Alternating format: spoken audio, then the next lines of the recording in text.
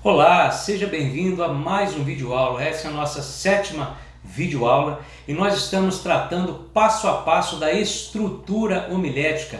Cada item, na verdade, que compõe a estrutura homilética. E nesse vídeo, em especial, eu vou falar sobre a argumentação. A argumentação, ela é também conhecida na homilética como explicação. Então, a argumentação e explicação, o mesmo termo para designar a mesma coisa.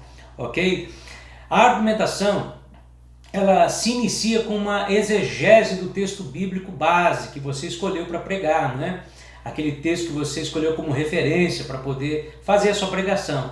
Então o pregador, ele deve iniciar a sua narrativa com uma explicação exegética, né? A argumentação, ela tem como propósito tornar mais claro o texto lido, evidenciando a procedência da sua mensagem. Então a argumentação, ela depende de um estudo criterioso do texto e do contexto, ok? Ou seja, de uma boa exegese, bons dicionários, né? Bons comentários e por aí vai. Então vamos ver aí alguns tipos de argumentação para que a gente possa ir adiante. Bom, considerando que a argumentação, ela visa tornar mais claro o texto lido no que concerne as expressões empregadas, o contexto histórico do destinatário, né, e do remetente também. Então nós podemos classificar a argumentação da seguinte forma. Letra A, explicação de termos. Neste modelo, a argumentação é aquela que consiste na explicação de palavras que à primeira vista elas apresentem um sentido obscuro, né, ambíguo, ou que tenham um sentido bíblico peculiar, bem diferente de hoje, como por exemplo as expressões marcas, conforme lá em Gálatas capítulo 6, versículo 17, ou a expressão cruz, que aparece também em Gálatas 6, no verso 14, a expressão mundo, conforme o Evangelho de João, a carta de João, a expressão Babilônia, que Pedro usa em sua carta, e assim por diante. É sempre bom a gente lembrar que nesse procedimento, nessa etapa, a pregação ela não precisa ficar detida na explicação exegética por muito tempo. A argumentação deve ser a mais objetiva possível para que não disperse a atenção dos ouvintes. Nós apresentamos a mesa posta e não as panelas que serviram para a elaboração do jantar, ok? Letra B, a exposição do contexto histórico. Gente, esse tipo de argumentação, ele consiste em esclarecer a ocasião e as circunstâncias em que o texto lido foi escrito, né? Ou a relação da passagem proferida com a situação dos destinatários, ok? Letra C, paráfrase. Essa consiste em recontar o texto lido através de uma paráfrase, né, que facilite a maior apreensão, a absorção do assunto. Para quem não sabe, paráfrase é uma interpretação, é uma explicação, ou então digamos assim, uma nova apresentação de um texto que visa tornar esse texto mais inteligível, né? Ou que sugere então um novo enfoque para o seu sentido. Então a argumentação em forma de paráfrase, ela procura recontar o texto base lido através de uma paráfrase.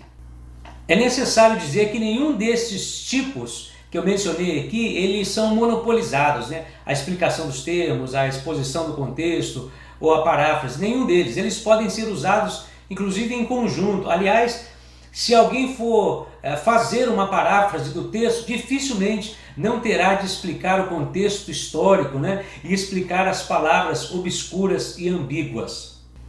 Bom, gente, vamos ver o que a gente deve evitar na argumentação, o que deve ser evitado. Letra A, ser muito extenso, né? A argumentação é apenas uma parte do sermão. Por isso, se a gente demorar demasiadamente aqui nessa parte, nós vamos cansar o auditório para a mensagem propriamente dita.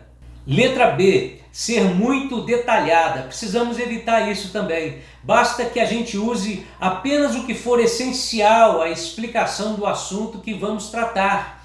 A explicação ela deve sempre estar subordinada ao objetivo do sermão, ok? Há pregadores que eles gastam muito tempo aqui justamente por querer usar todo o material que leram, sem fazer uma seleção do que é relevante para esse sermão que ele vai pregar. Então, se a gente gastar todo o material agora, pense bem, amanhã, se formos pregar um outro sermão no mesmo texto, nós teremos de repetir tudo novamente, visto que não entendemos bem o que de fato era relevante para esta e aquela mensagem.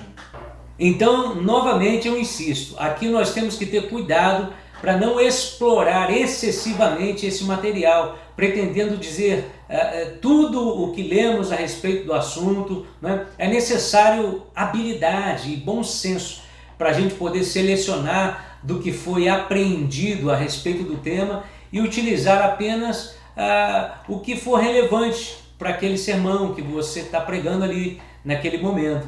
Então, nós não precisamos dizer tudo a respeito do contexto de uma epístola, por exemplo, só porque nós lemos muito a respeito do assunto e a gente se empolga e fala uma variedade de detalhes porque a gente leu, estudou. Nós precisamos saber usar bem o material, aquilo que a gente tem em mãos, aquilo que nós estamos dispondo, né? Isso sim, né? O resto, ainda que de extrema importância, eu diria assim, e de extrema curiosidade para as pessoas, mas vai poder servir em outra ocasião, num outro sermão ou num outro estudo, em que aquele material acumulado ele possa ser fundamental para melhor atender o texto analisado, ok? A letra C, a gente deve evitar ser muito enfático na argumentação. Na argumentação, não se está defendendo nenhuma tese em especial, apenas contando o fato e o significado do fato. Daí que a excessiva veemência, né, poderá ocasionar um desgaste desnecessário das energias, né, sendo que ainda estamos introduzindo o sermão. Então, dessa forma, nós podemos resumir a argumentação em uma exegese, né, que procura explanar contextos remotos e contextos próximos. Também poderíamos dizer que é um esclarecimento, né, de termos técnicos e conceitos chaves. E também eu diria que é a parte que fornece os elementos essenciais para fundamentar a proposição, ou seja, o tema. Eu espero que esse vídeo tenha te ajudado. Assista o próximo vídeo. Um beijo, até mais.